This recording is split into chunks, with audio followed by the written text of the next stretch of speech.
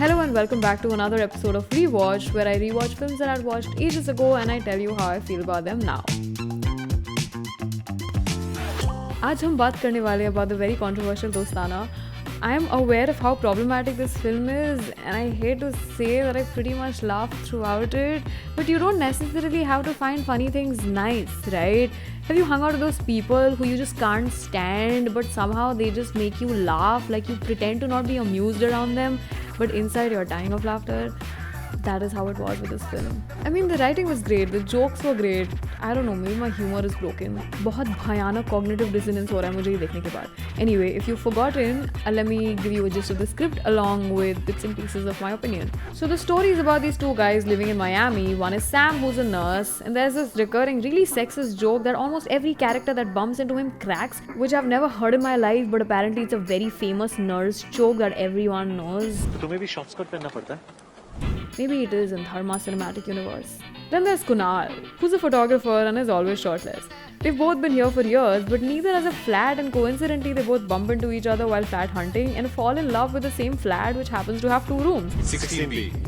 Now the catch is that only women are allowed to stay in the flat, so these two boys go out dejected until they bump into a fully dressed soldier in uniform. First of all, what is a fully dressed soldier doing in a beach at a hot dog stall? So his boyfriend's been deported to Iraq or something, and Sam gets the idea of pretending to be a gay couple with Kunal to be able to rent that flat. So this plan works out and they get the flat. So there's this really hot girl that actually owns the flat who they hadn't met earlier, but now it's too late to go back on their plan. And then there's this really funny scene where Neha's auntie asks them to narrate their story, which is what Sam does. 3 साल पहले He makes up this really dramatic and tragic love story. हम Venice में मिले. Anyway, they gradually become really good friends with Neha. I don't like how they kept sexualizing her throughout without her knowledge, and she was fully vulnerable with them and super comfortable around them, which she probably wouldn't have been if she knew that they were straight, and objectifying her the whole time. So they have to go file some papers, and Neha suggests that they join the gay couples wali line because they'll get the permit in a year, otherwise it'll take 5 years. So they go ahead and do that, which is super messed up. Also, how are a photographer and a nurse able to afford a flat that's swanky in Miami?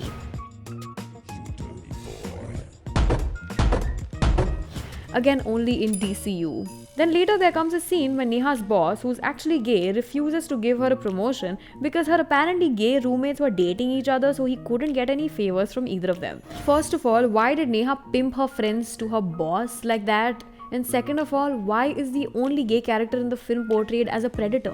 What I found to be one of the funniest things in the film was Sam's mother, played by the iconic Kiran Kher. So while filling out the immigration form, Sam accidentally adds her mother's London's address, so she receives a letter which notifies her that her son is gay. Obviously, she's devastated. But later, there comes a very heartwarming scene where she's comforting Neha for not having gotten the promotion, and Neha manages to convince her that there's nothing wrong with being gay, and despite her really orthodox views, she comes to terms with it.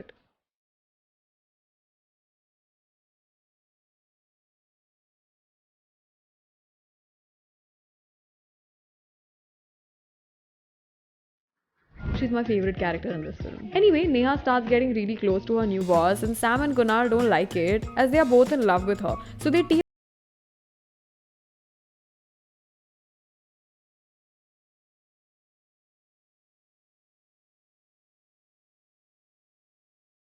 करते हैं. फिर उसके बेचारे बच्चे को manipulate करते हैं to ensure that Abhi doesn't propose to her. Neha और तुम्हारे डैड ने सब प्लान कर लिया है. शादी के बाद तुम out. The plan succeeds and they both reveal to her that they're in love with her. Let it be. What is your problem, Sam? My problem is that I'm in love with you.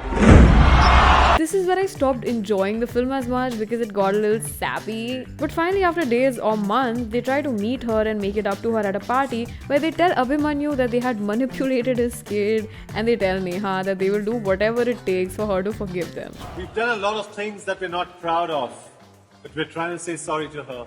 Can you please tell Neha to forgive us? Come on, Neha. So this crowd asks them to kiss each other, and they do that.